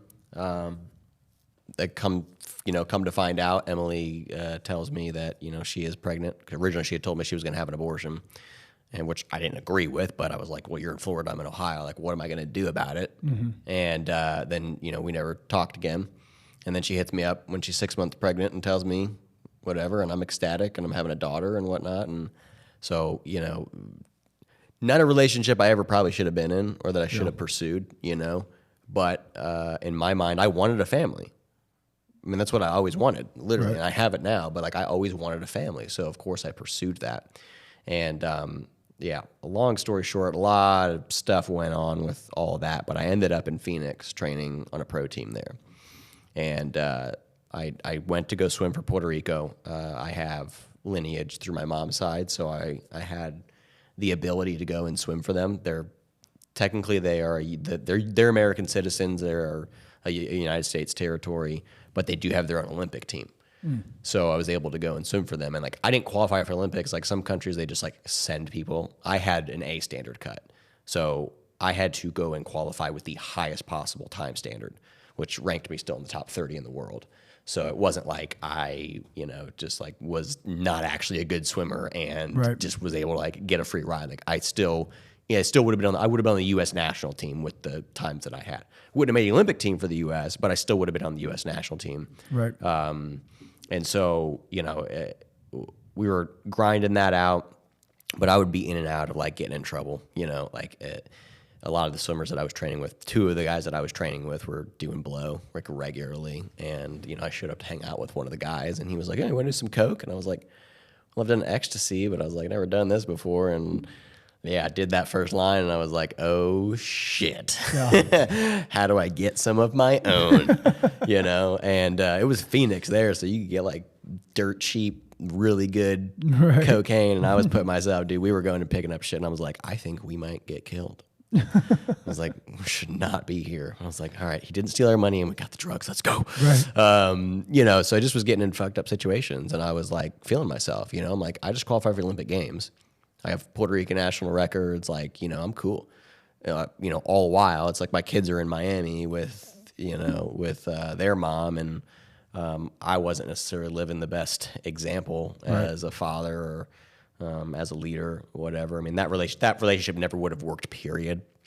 It wasn't what I wanted. That was not the woman. Like if I would have gone back, I never would have picked her as a wife or as the mother of my children. But, my dad I was just being fed what I should have been doing, and that's what my dad was like. You need to stay there and train. You need to do this. You need to do that. But I just was struggling. I didn't know what the hell. I didn't know how to succeed. Mm-hmm. And so every time I would get some success, and I do it now too, I'd just like implode. Right. It's like I'd get really close to things. It's very hard to get out of that cycle once you're in it. It is. And I didn't know how to get out of it. And it wasn't like anybody saw that's what it was and was like, "Hey, this is what you're doing. We need to help you learn how to not do this and sabotage Equip your you own with success." the right tools, Yeah, it was like, no, you're just a fuck up. Right. Did you feel like you were always waiting on that other shoe to drop anyways? Like as you were gaining success, you were just waiting for the other shoe to fall? Yeah. Yeah. Because that's how my life was. Yeah. It was, my life was just, and even to now, like, when we put this partnership together, bro, I didn't know that was happening. Right. Like I knew that's what I needed. But I didn't know it was happening. And that's why I was like blown away because I'm not used to good things happening to me. Right. I'm used to losing everything. Right. Over and over and over. And it happens because of it. Really, a lot of it's from my father. And it's from I developed something for myself, and then he comes in and says he's going to help me, and then rips everything out from underneath me when I don't do what he tells me to do. And so it was just this constant cycle. And so that trauma developed in my own life, and I'm like, oh no, I'm just a fuck up. I'm going to ruin everything all the time. That's my cycle. That's what's going to happen. Right. And so it wasn't until this business, I had a swim business. Kind of skipping over some of the swim stuff because essentially you're good. And this is the next thing that I want to talk to you about was the entrepreneurship, how we got into that. Yeah. So basically, I mean, swimming was kind of up and down. I would be in and out of it. And I did go back and swam for the U.S. What happened with the Olympics was I qualified. I'm talking we're 2 days out. We're 12 hours out from getting on the plane to go to Rio. And like I'm talking 2 days before they delivered my big box with all my Olympic gear in it and everything. And I'm set to go. I got my plane ticket and everything. And they gave me a call and say, don't get on the plane because they revoked your credentials. And so what happened was I had swam on the U.S. junior national team for one competition. So apparently Puerto Rico should have transferred me from United States to Puerto Rico, my credentials, and that did not happen. So all along, I was illegally competing under the Puerto Rican flag internationally. And so I got slapped with a ban after those Olympics, which was a it was like a prorated ban. So the whole time they were figuring everything out counted as time. So I ended up with like 2 months, but I'm like, what the fuck why am I getting in trouble here? This is their job. Right. I'm like, I don't know what's going on. I'm just swimming. So that's what happened with that. And it was like, so I was supposed to be getting on a plane. I had tickets, everything. And, and so I just got completely like screwed out of that. It was, to be honest, at that point, man, I probably wouldn't have done too good. I was not in a good headspace. I was dealing with a lot of crap with my daughter's mom and with my father. And it was a mess. I had brought like one of my not so good at the time. He's a good guy now, but at the time was not so good of a guy. I brought him out to like live with me because I was trying to help him. Like doing all kinds of stuff that I should not have been doing. Right. I should have been focusing on going to win a gold medal. And I just couldn't, to save my life, I could not figure out how to just focus on that. Mm-hmm. And so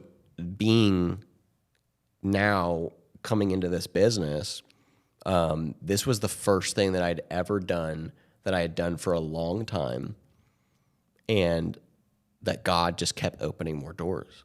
Mm-hmm. And things have been hard. I almost flopped my own business, last year. Right. I have had a lot of bad things happen, but it just keeps going, and it keeps getting better, and I keep doing better, and I keep having more people come in to help me to succeed. And to me, what that is, like just your entire story up to this point, mm-hmm. is it's just proof that it does not matter the hand that you're dealt. Mm-hmm. It truly does not matter. If you just keep showing up day in, day out, mm-hmm. in, day out, putting in work, it's impossible to not make progress. Yeah. You might not go in 5 years from zero to millionaire, mm-hmm. or from, bench riding to all-star athlete. Yeah. But you're going to make progress. Yeah. And it's impossible not to. Oh, yeah. No matter what the circumstance, no matter how many people mm-hmm. close the door, rip it out from under you, fucking get in your way, throw you under the bus, don't file the paperwork. Right. Jack it up for you. If you keep showing up, it's impossible not to make some type of progress. Absolutely. And that's what I tell, so one of the things that I tell people when they're flipping phones and trying to get into this is just keep buying. And it's the same concept. Like just keep, how do I get here? Just keep going. Yeah. Buy another phone, buy another laptop, do whatever it is. It's the same thing. I had the same mentality in swimming. It was just keep swimming. Mm-hmm. Right? The Dory just keeps swimming. Yeah, it's the same thing. Is just keep going. Don't mm-hmm. stop. You just have to keep going. But you have to you got to love it to do that. Mm-hmm. And that's the other side of things where it's like, I'm a very firm believer when it comes to investing in things. You invest in things that you like. Right. Like I don't invest in things. I wouldn't go and take $100,000 and put it into something that I have zero interest in. Right. Just because even if it's a good business opportunity, if I don't know shit about it, and I don't have any interest in it, what reason do I have to invest in it? And so it's like I'm not going to develop any attachment to it, which if I don't have any kind of attachment to it, I'm not going to care if it succeeds or fails. Right. And if I don't care if it succeeds or fails, it's probably just going to fail. Right. And so this was the first thing for me that I have just stayed consistent with, and it just kept going.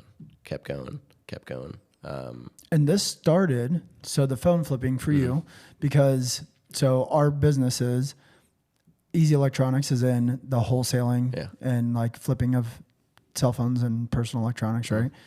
We're in Lima. You're from Lima. You were doing the same thing in Nashville. Yep. And you were essentially a phone, because there's obviously a whole web and whatever in the electronics industry that we won't get into. But so we are a wholesaler. You were a phone flipper, essentially, right? And we just structured a partnership that is like already taken off and is just going to do huge stuff together.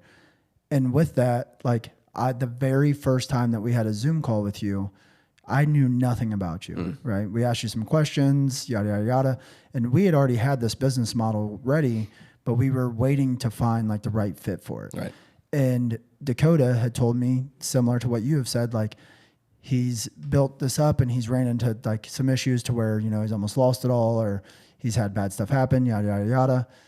And once we hung up the call, the first thing that I told Dakota was, he seems like a hustler. And I was like, to me, anybody that has that hustle, they'll eventually figure it out. Like if you really have hustle and drive and like want to do better, all it takes is putting the right pieces to the puzzle around you. Yeah. And that's all you need. If you can hustle, you can make something happen.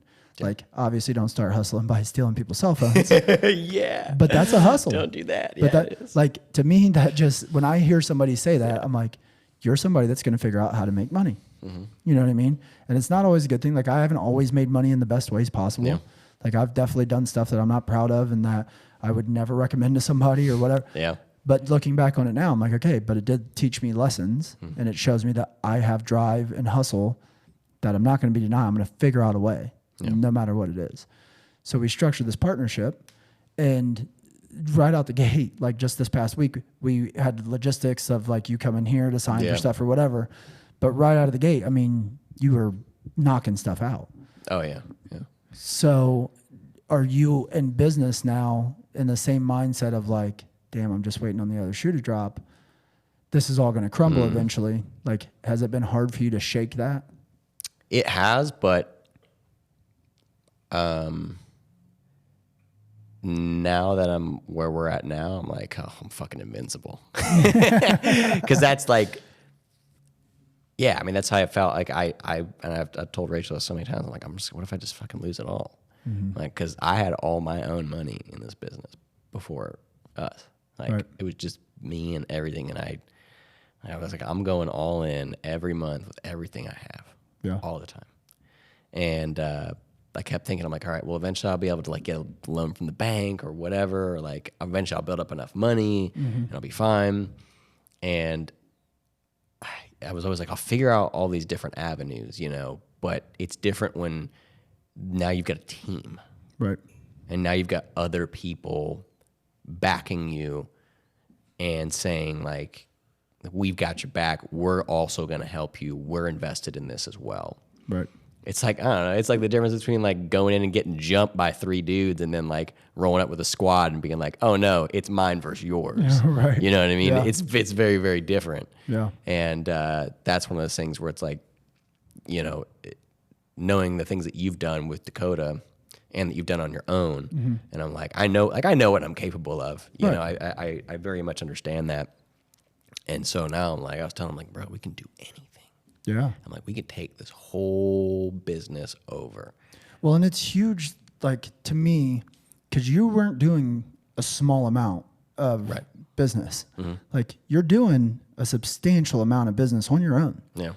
It's very hard for people that are in those positions to step back and be like, but I could do this if I was willing to give this. You know? Right. Like you just structured a deal to where we are partners now in your business.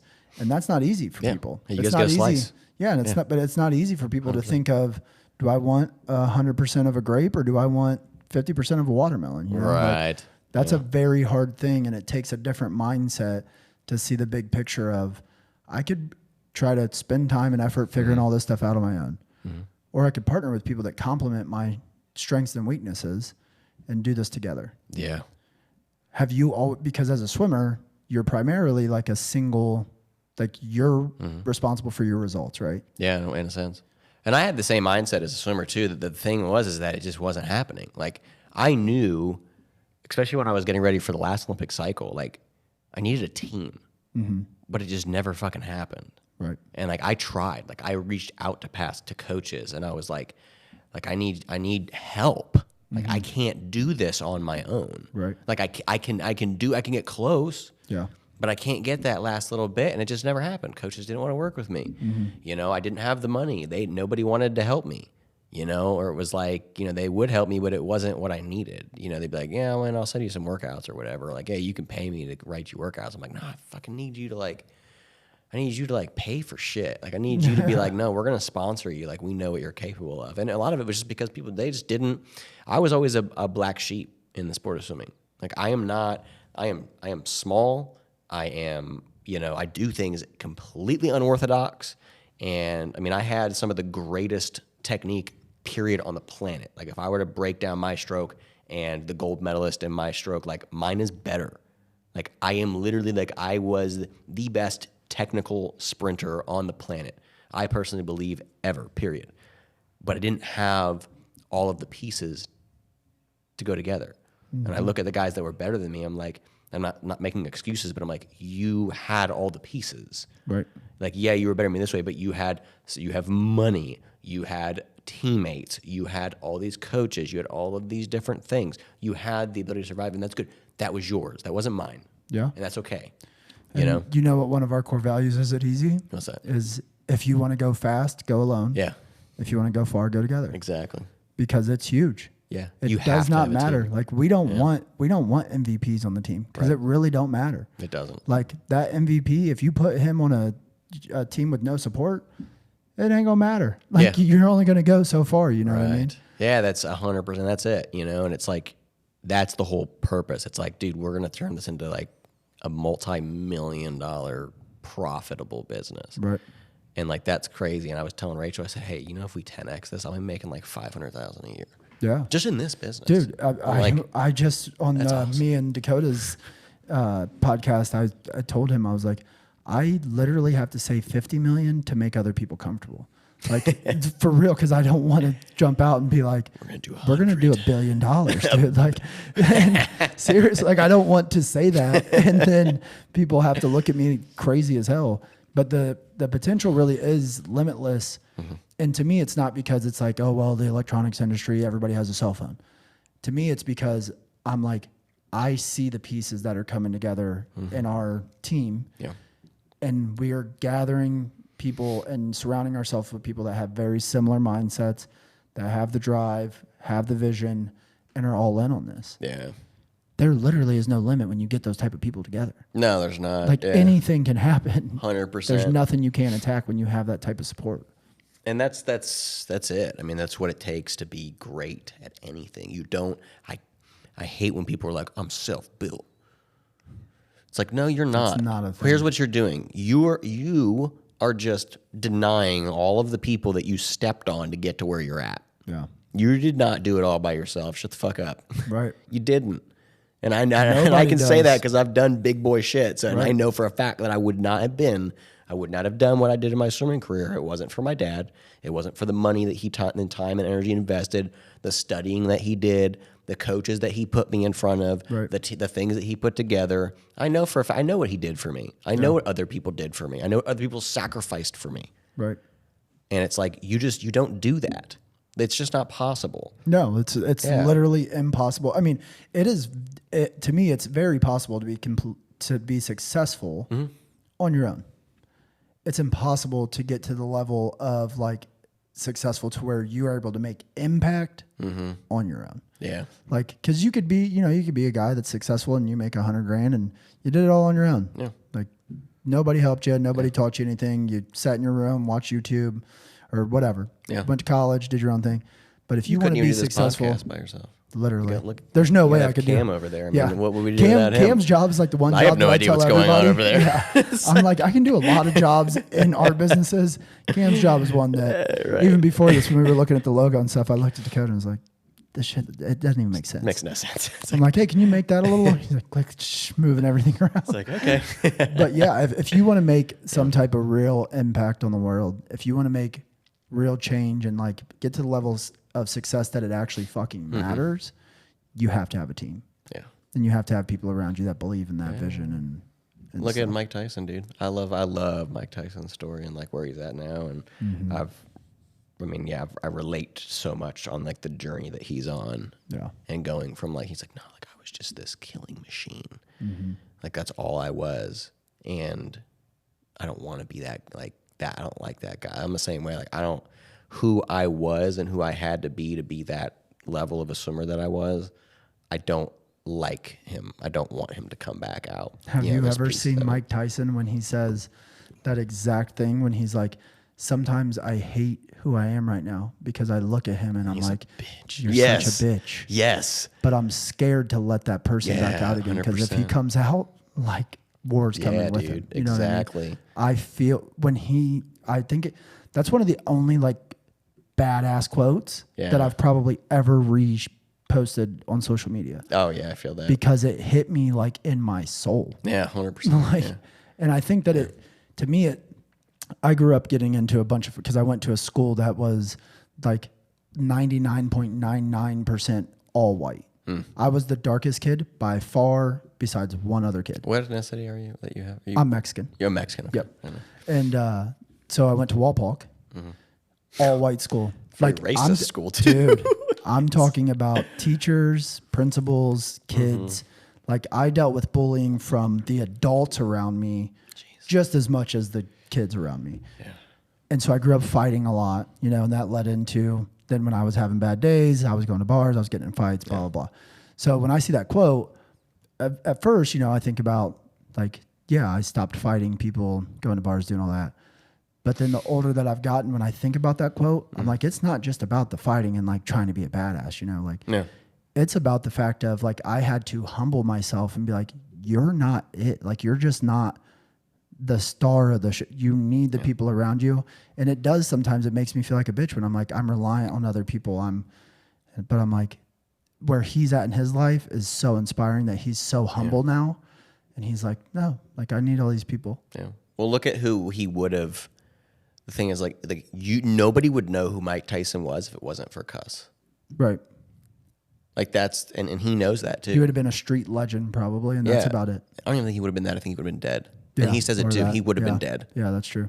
And it's like those were the guys that he was running with. He wasn't even a fighter before Cuss found him. Right. Like that's not what he was doing. That's the crazy part about him is it's like same thing with Michael Phelps. Michael Phelps wanted to play lacrosse. Oh, I didn't know that. Yes. The only reason that Michael Phelps is who he is because of Bob Bowman. Mm-hmm. And so it's like, it's people who can find greatness in other people. I mean, that's wild to think about with him, especially how quickly it happened. At 12 years old, he wanted to play lacrosse. Right. At 15 years old, he accidentally goes and makes an Olympic team and breaks a world record in the 200 butterfly. Yeah. That's wild. Right. But that's what he saw. Same thing with Cuss. Cuss saw that.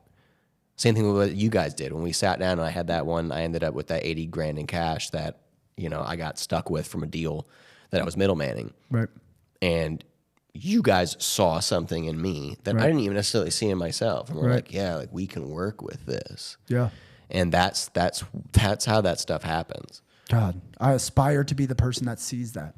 Like, I tell people all the time, I feel like my greatest attribute is that I just feel like I have a good read on people. And I hope that comes to be, that I just was really good, when I'm 80 and I'm like, damn, I picked some winners to surround myself with. Hell yeah. That's how I feel about my kids.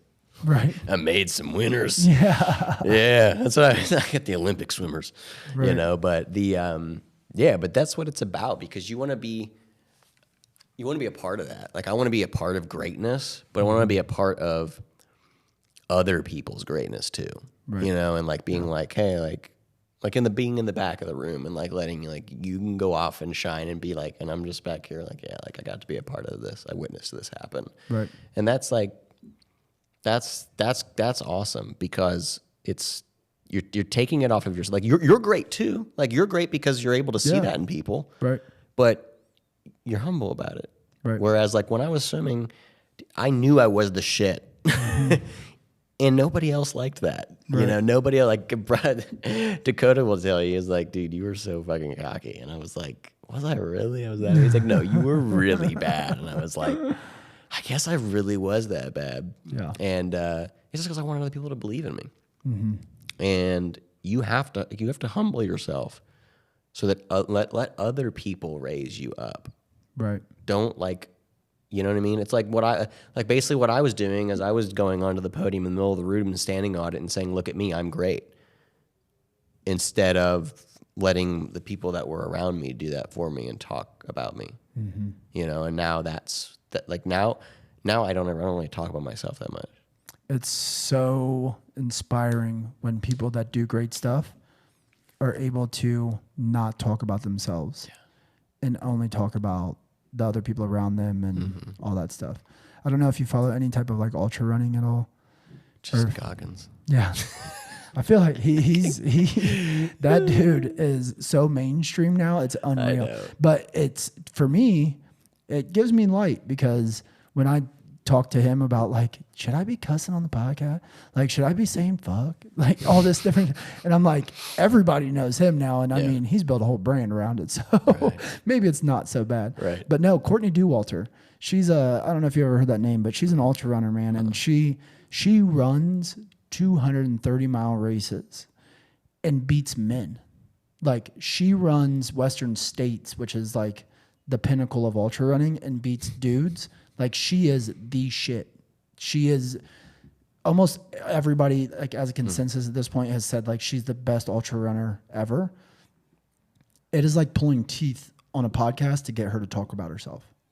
She like almost refuses. Is she one of those people that like doesn't develop? Because there's that one guy who doesn't actually do races. I don't know if you've ever seen him, but he has like this thing with his body where he doesn't develop lactic acid. Oh no! So he can just literally infinitely run forever. And I'm like, oh no, that's a problem. No, she has. What's wrong she with has you? times where she's bawling, crying, like that. She's makes it better. Going through it. Oh yeah, no. She has no like physiological advantage at all. Besides the fact that she puts in work and she calls it her pain cave.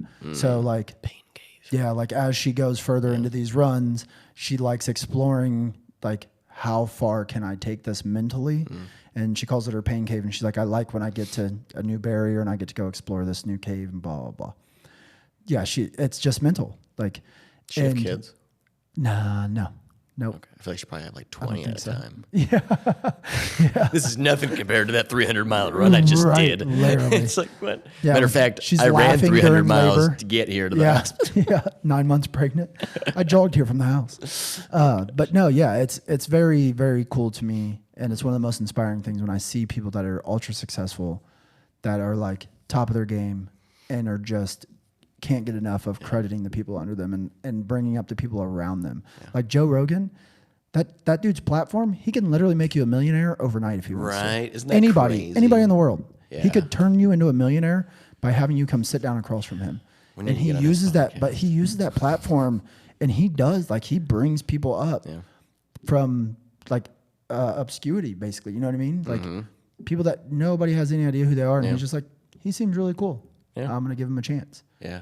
Like that's where I want to get in my life is I want to be top of my game, but just bringing the people close to me up with me. I like that. Yeah. That's dope, dude. I think that we have a really good shot of doing that. I agree. Seriously. Like this partnership has huge potential to change a good amount of people's lives. Yeah. Like not to be overly, in the clouds about it, but it really could. Absolutely. Like we could provide a lot of jobs to a lot of people. We could bring a lot of revenue that can do a lot of cool stuff. Yeah. And that's really what awesome. I think being an entrepreneur is about. Is it's that right there. Like it's not about It's not about making money. People are like, it's a cool thing to be an entrepreneur now, right? Like it's like I'm going to be an entrepreneur. I love the wantrepreneur. What is that? Wantrepreneur. The people that talk all the talk about being an entrepreneur, but they don't want to do the hard stuff. Yeah. I just call those fuckboys. But they just want to do the glitz and the glam of it. Yeah, and it's like that's not because it's not glamorous. First off, it is hard as shit. It is terrifying, and it is very humbling. And you have to be humble to be good at it. And like, it always pisses me off when I see like these guys on YouTube and stuff that are just like, like no days off. You don't ever get burnt out. Like you're just fucking. I'm an apex predator. Blah, blah, blah, blah, blah, blah. It's like shut up. Nobody likes you. And but like being an entrepreneur is, I think it really what you're trying to do is like the heart of being an entrepreneur, because the idea of being an entrepreneur, like on Shark Tank is like you're taking money, revenue, sales, whatever it is, and you're seeing somebody else and what they have to offer, and you're investing in it. Mm-hmm. That's what it's all about. And so to do that, you have to be a leader. You have to be humble. The best leaders are always humble. Mm-hmm. You're not a dictator. You're saying like you have greatness within you. You're like really close to being there. I'm just going to draw out that last 5% for you. Yeah. And I'm going to put the systems in place. I mean, how many times you see on a Shark Tank, dude, where they like, well, we can't work with you. Like, you've already got this. Right. You don't need it. You have everything. You're good. You don't need us. Yeah. You think you do. But what you needed was for us to tell you that you've got this. Yeah. And then there's other ones where you just like, need a little bit more time. Yeah. And then there's other ones where they're on there and they're like, yeah, like we're just trying to do this. And they're like, what the fuck? You could be this. Mm-hmm. Oh, I've got you. Yeah. And that's like, dude, it's like something like I'm at a point now where like people say good things about me behind my back. Right. And I'm not used to that. Is I'm that used to not the the opposite. best feeling in the It's world? the most, it's the best feeling and it's the weirdest. Like, I don't know how, like when it makes my skin crawl. Yeah. But in a good way. I don't know how to It makes me accept so it. uncomfortable. Me neither. Yeah, I don't know. Like my wife would be like, oh, well, like I was talking to so-and-so, and I was like, okay. She's It's like, so hard like, for me don't to worry. accept Like, a I'm going to tell compliment. you that I love you until like you figure it out. And I'm like, okay. Yeah. It's so hard for me to Yeah. accept compliments. It is very difficult. Have you always been like that? Because I've definitely always been that way. No, I haven't. When you feel like you had the big ego and Yeah, stuff. I didn't. And the reason why it's hard for me to accept it now is because I believed for a long time that I was just a piece of shit, and I was being told that. And I'm told that like by my daughter's moms. Like she treats me like shit. I'm going through all this crap to, this custody stuff to get my son, and like her entire family thinks I'm just this terrible, bad, evil person. And like my father, and I'm estranged from him, and he thinks I'm a demon or whatever the hell else. And so like I have all of these are technically that are very close to me. Some of them I can't remove from life that are constantly feeding me with this stuff. So like eventually you start to believe it. Mm-hmm. And that's where like the environment that you're in is so crucial and important, and why like you need to be successful. It's like I needed to be a part of your guys' team to get to where I always knew I can get this business. Mm-hmm. I need that. That support system, that Yeah, structure. like you need that support system, and it goes into like we're talking about helping people. Like look in the Black community, look in the impoverished communities, really white or black. Those are a lot of those people are just being fed negative bullshit. Mm-hmm. If you think about listening to rap music, like I grew up love rap music, but now as an adult with kids, I'm like, if this is what you are being exposed to 24/7 in your ears, and then your culture is also fully absorbed in that, how the hell are you going to succeed? People don't think about the power that words have. Yeah. Like there's things that people have told to me years and years and years ago that still repeat in my head. Mostly negative things. And Every guy has something that an ex-girlfriend has said that still fucks with them. Oh yeah. And you're like, oh man. And it's crazy, like the power that has. That's why like I catch myself sometimes. I really try. My best friend, we were talking because he's he struggles with his wife sometimes. So like he's like, man, I'm not a good enough man. And he's like, how do you do like you whatever? I'm like, well, first off, I have my own problems. Right. But I said honestly, the only reason that I can do okay with this, and why Rachel and I, like, we get into tussles and fights sometimes, but it's not it could be so much worse. It's not the knockdown, drag out, Yeah, say the worst stuff it's that you exactly. can. It's not that, because I intentionally hold back things that I absolutely could say and damage that I absolutely could cause. And sometimes it feels like it's even warranted, because I'm like, I try to think about the man that I want to be. And I'm like, okay, what would the husband that I want her to have do? What would the father that I want my daughters to have do? Because I'm not there yet. Right.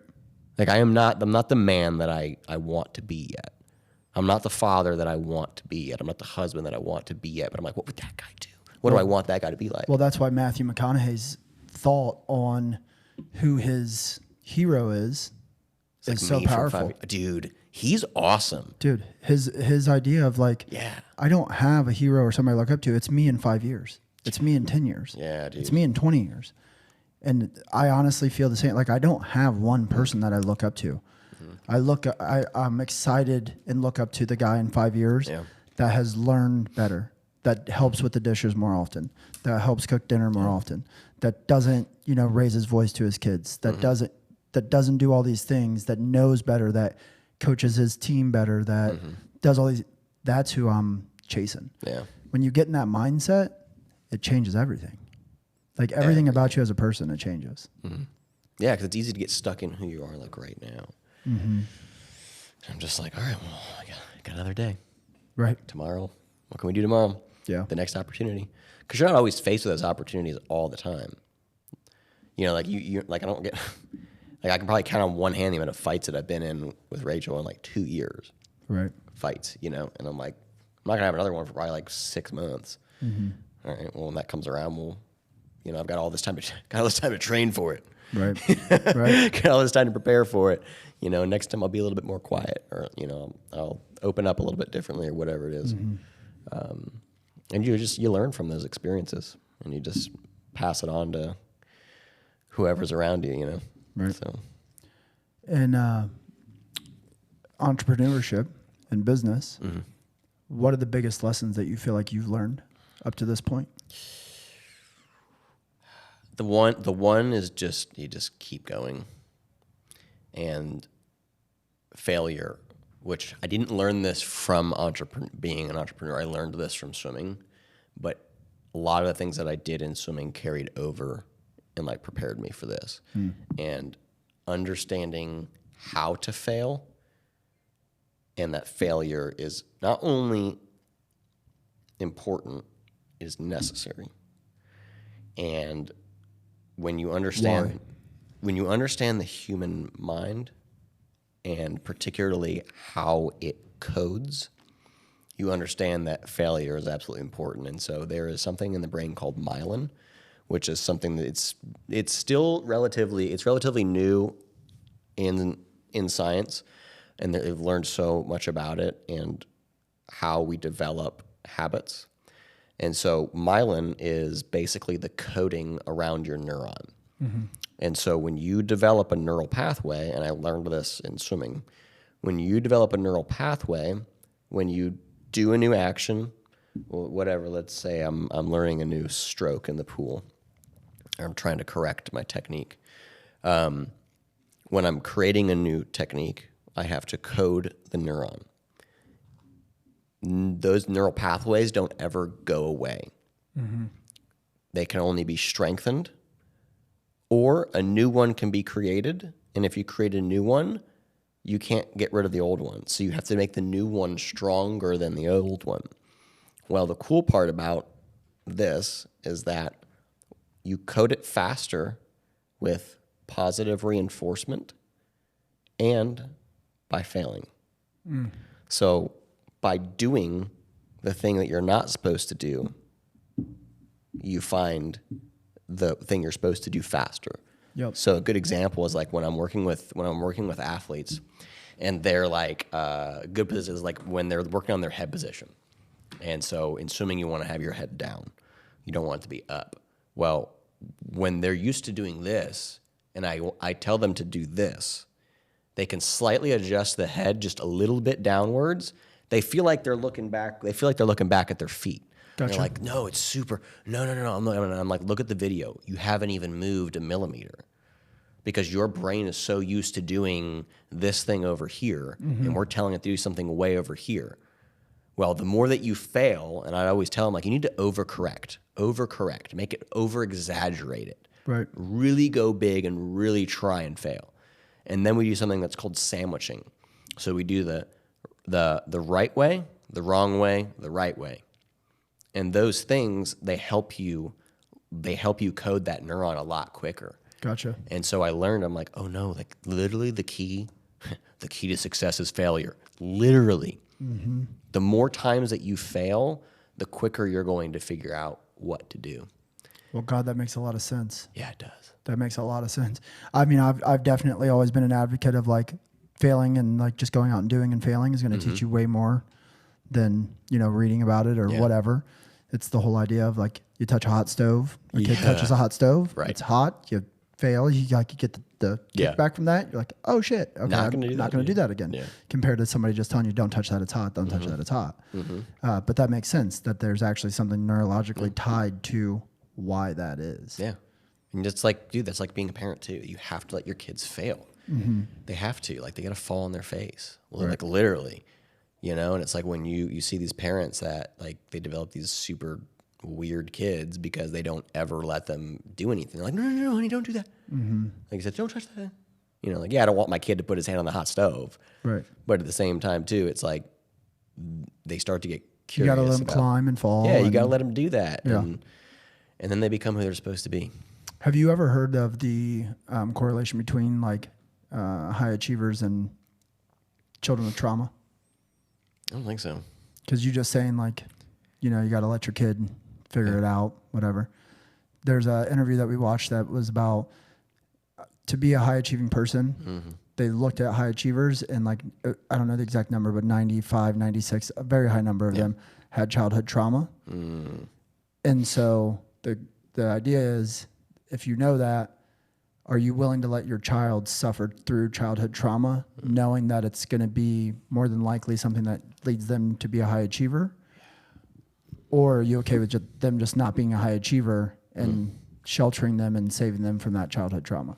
Because I would say that what you have discussed and have experienced would be considered childhood trauma for sure, and it is to be seen if you would consider yourself a high achiever, or if society would consider you a high achiever. But if so, then it's most likely going to, just add to that statistic. Yeah, like, and it's okay. I think it's okay that I went through what I went through. Like, a lot of people, I think that I might like blame my parents or whatever else for like my failures, but I'm not a bum. It's not like I'm like, oh, like I'm a bum, I'm broke, and whatever else, and it's my parents' fault. Yeah. That's not what's happening here. I just acknowledge the things that occurred. I acknowledge them, and some of them I'm pissed about. Right. And I'm pissed because they won't acknowledge it. But I don't. You got to be okay that sometimes. You got to be okay. It is okay, because that's the thing. I also know, like, I wouldn't be who I am today without all that shit. I really wouldn't. Right. And so, yeah, when it boils down, like, you're going to make mistakes with your kids. You're going to. Like, I'm not going to be a perfect failure or a perfect father. Like, I'm going to probably I already have given my kids traumas. I already know that. Right. And so then I'm like, okay, I've given my kids these things. I was talking about this the other day with Rachel. My kids are going to go through, like, my son is not, he's in Wisconsin right now. Like, he is going to go through this. I cannot stop it. Even if I go and get full custody of him, he is going to have these traumas, these setbacks. So my job as a parent, the way that I view it, is like, okay, you have these things. I'm going to help you through them. Right. I'm going to nurture you through these things. And we're going to go through them together. Right. I'm going to acknowledge that I did them to you, and I'm going to acknowledge my failures, and then we're going to work through this together. Teach them how to process what's happening to them and around them. Like, you're going to suffer. And like, this is, I'll bring my faith into this. So the Catholic Church among outside of most other denominations of the Christian faith is very big on suffering. And so it's the greatest teacher. It is. And so we have this saying, it's called offer it up. It's like, when you're suffering, you offer up. Don't waste the suffering, because you're going to suffer. So we believe in purgatory, which is essentially it's the purgation of the soul. It's the purification of your soul, because no unclean thing can go into heaven. And so you can do that in one of two ways. You can do it here on earth. You can suffer here on earth, and you can go through that fire. You can go through that purgation and that purification here on earth, or it's going to happen before you obtain heaven. It's one of the two. And so but there's no avoiding it. There's no avoiding it. Yeah. And it's like you don't have to be faith-based to even like believe that I think concept this is very of life. applicable whether you are a Catholic or not. And it's like your children are going to suffer. They need to suffer if they're going to obtain anything good in this life. Right. And so learning and teaching your kids, instead, don't shy away from that. Lean into it. Lean into that suffering. When you're at the gym and you're doing, I love squats, man. I love heavy squats. Right. And I love looking around at the gym, and I love seeing that I'm going the deepest. Right. And I'm like, yes, because it's like, I feel like I might die. Got 300 pounds on my back, and I'm like, I don't know if I'm going to come up. Yeah. Which is why I like bumper plates, because if I can't, I just throw it back. But it's scary. And you're like, no, this hurts. This burns so bad. But I'm going to get this growth here. Yeah. And I'm going to go through this. I'm going to take one more step in the suffering before I give up. It is honestly one of the greatest tools that you can put in your tool belt once you figure that out. When I was on a run Sunday, I had a very long run Saturday. Sunday, I was sore as shit. I start running, and my right knee is like thumping, has a heartbeat, and it is burning like nothing else. I have no shin splints, I have no cramps, nothing. My right knee is on fire, like 2 miles in. I remember I literally looked down at my knee and started laughing. Like by myself. Really? Like if somebody's seen me, I probably look like an absolute psychopath. Yeah. But I literally looked at my knee and started laughing. And I was just like, in my mind, I was just like, I'm so happy that I'm at the point that I'm enjoying this now. Yeah. Because I know I'm a little bit closer to the goal, right? And I know that I'm at the point mentally that I'm leaning into the suffering, that I'm leaning into the hard things. And you are a bit of a psychopath. You want to run 100 miles, just so you're aware. I told Dakota, I was like, oh, he's one of those crazy people. I'm like, yes, yeah, you guys. I promise you, it's not that I want to run 100 miles. miles. Do CrossFit like a normal person. Do something a little more mainstream. No, and I'm telling you, it really is not that I want to run 100 miles at all. It is 100% the idea that I can't wait till I get to that spot in that 100 miles where I want to cut my fucking legs off. Yeah. Like, because I know how much I'm going to learn from that point to the finish line. Yeah. Like that is, and I told Cam that. I was like, I'm excited for the part that's going to get real. Just because I did my first marathon, it was the hardest thing that I've ever done. Like just physically, not mentally or any of that, just physically. And I know that when it got really, really hard, and I kept going, I learned more in that small amount of time mentally than I had learned in my entire life. And it opened up so many doorways in my mind. So I promise I'm not, and I'm understanding more the more that I'm doing this. When Goggins is like, people want to say like, dude, you're just an animal. You're built different. He's like, I promise you I'm not. Like, I've just figured out that the more I suffer, the better stuff gets. And it sounds like even with the Catholic faith, which I didn't even know that. Like I knew the idea of it, but I didn't know that was exactly what it meant. Yeah. They have it figured out. You can't get to heaven or whatever your end goal is without either going through suffering now or later. Yeah.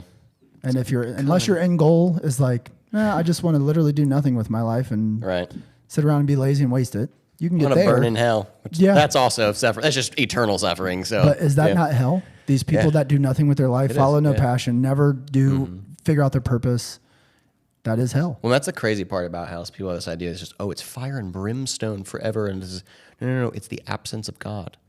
And it's forever knowing that you chose to be without him instead of with him, and knowing that everybody else is enjoying that beatific vision. Yeah. And you could have had that. That's essentially what it is. And it's like, that is, it's not like, there supposedly is tortures and things because there's supposed to be different levels of hell. But there is, it's so relatable. So people look at Christianity like it's this unfathomable thing. No, it's so fathomable. Yeah. And it's so understandable and it's so relatable to what you are dealing with every single day and what your life is here on earth. 100%. It's like it's so much more relatable than what you. And I am a believer in God. Yeah. But even for the people that aren't, God is my purpose, right? Yeah. So even if you don't believe in God, the absence of purpose in general is hell. So like for us, the absence of God is hell. Yeah. The absence of purpose in people's life. And I see it in people that are living without purpose. Yeah. You are living in your own hell. Yeah. Because they're unhappy, they're unfulfilled. Like there's nothing about their life that is what, heaven would look like. I think I'm refining my purpose now. That's a good feeling. That's what it's been. It's been, so my dad says, weird side notes. My dad believes that he's like the next Moses or whatever, but he had this thing, and it's funny. I was like, oh, it's a very Catholic thing of you to say, actually, when we got into a fight. He's like, God told me you're in purgatory right now, blah, blah, blah. I'm like, actually, you're not wrong. I'm like, that's what we believe. I am actively in purgation, and that's what it feels like right now. Like the last couple of years is I am finding my purpose outside of swimming. And for me, my purpose always was swimming. And I was like, oh, I'm going to do swim clinics or whatever else. But the truth is I couldn't really see it. And like with this, where it is like, I can see this, and it's not one thing. I don't feel stuck. Like we can do this with Easy Electronics and National Buybacks. Like we can build that out to just like freaking dominate that market. Right. But then we can do stuff like with the podcast. When you have the team and you have a group of people that all believe and are willing to put in the work, you can do anything. Anything. There's nothing you can't do. So I got a couple last questions for you. Are you big on quotes? Kind of. I like quotes. Yeah. Are there any quotes that you currently, like even if it's just a favorite quote in general, or any quotes that you're currently like internalizing and feel like are really, driving you, or even just speak to where you're at right now? I don't think I do right now. No? Yeah. Do you have a favorite? Or just a favorite quote? Not that I could think of. You would have had to ask me beforehand, then I would have got it for you. But so this is one. No, you're fine. But this is one that I've said to other entrepreneurs and just other people that are wanting to do better, and I think that it hits home, especially like people in our shoes. Yeah. So the quote is that you are the one that wanted to eat, so don't complain when your plate is full. And for me, like, I'm sure at some point you probably sat down and broke down the numbers of, I'd have to buy this many phones at this price and sell them at this price to get to X amount of dollars. And if I could just do that, it would change my life. Yep. And you're probably either there or been there or, whatever. Building up to it, yeah. Exactly. And getting to that point, it's easy to get overwhelmed and be like, shit, I got all this going on. I'm so stressed. Like, this is so hard. And it's like, you're the one that wanted this. Yes. So don't complain when everything gets hard. I just try to remind myself, like, you're in it right now. Dakota last night, I'm like, Dakota, my numbers were all messed up because I started using a sheet that I didn't really understand and everything, so I don't really know what my numbers have been. But I'm like, I think I did over 30,000 last month. Yeah. I'm like, or at least I did a right to it. I'm like, I'm in it, and I'm like, I'm just a little bit away from hitting my goal. Of this business was to build it to 40,000 profit a month, which now I'm like, I probably do more than that. Oh yeah, you know what I mean? Yeah, we're gonna blow those numbers. Yeah, like we're gonna do like the whole 100. Wolf of Wall Street. Those are rookie numbers. You got to pump those. You got to numbers pump up. those numbers up. Yes, that's exactly what it is, and it's a cool thing to think about, isn't it? It is, yeah. And to have the perspective to think, I'm in it. I might be in it right now. Yeah, I didn't know that. Like before this business, I didn't really know. Like I was like, oh, I make like 100,000 a year. Like I didn't understand what I was capable of doing, and I didn't even I would never have fathomed that I could build. Because I'm like, if we hit our numbers, I was telling Rachel, I'm like, if we just 10x the business, and I even dropped it down. I was like, if we just 10x my numbers now, and we do 20 million a year, and I was like, even if we just do 10% profit margins, which is a lot lower than what I'm doing now, right? Because I'm like, I might expect, to do that volume, I have to, lower profit margins a little bit. I'm like, we're going to have, I'm going to personally make close to $1 million a year with profit sharing. It's nuts. I'm like, my base is going to be $500,000. I'm like, yeah. I'm like, I never, if you had asked me 3 years ago, did I ever think that I'd be able to do it? I would be like, no, I'm probably going to make $80,000 a year at the most. Exactly. Not that that's a bad thing. No, but I never would have thought anything like that. And once you see your mind open up and little things start to happen, it makes the other stuff even easier. Yeah. And that's why I say 50 million to make it very comfortable for other people. Absolutely. All right. So my last question for you. Okay. Our name, obviously building legacy, super open to interpretation. Yeah. There's no right, there's no wrong with it. But I'm always curious to ask what that saying, building legacy, means to you. I think it's building a long-lasting impact. And what does that impact look like for you in your life, do you think? Or do you know yet? I do. For me, what I want is to build, I kind of want to build the support system like what you're doing, but for my bloodline. So there is I forgot what they call it, but there are people within certain bloodlines and family lines that people will talk about for like generations to come, and not in like a egotistical, but like I want my family to look back at me and be like, Grandpa Erik or great grandpa Erik brought the Catholic faith back to the Risolvatos, and he brought morality, and he brought holiness, and he brought, you know, these good things back to our bloodline. And that's where we are today. So it's like I want from me and from my offspring to just produce that long term. And some of, you know, I would love to pass on wealth and things that is my, it's not as important as it is, as the faith is for me, but I want that to be passed on. And so I want good things to come.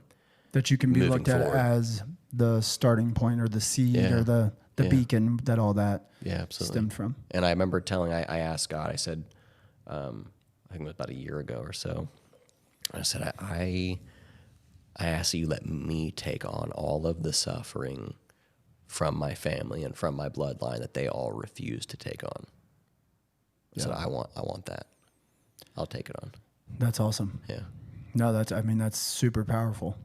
And from just knowing you a short time and talking to you today, I mean, it seems like you're on that path. We're doing it. Yeah. We're doing it. Team Rachel and I always say Team Rizzo forever. That's a big deal.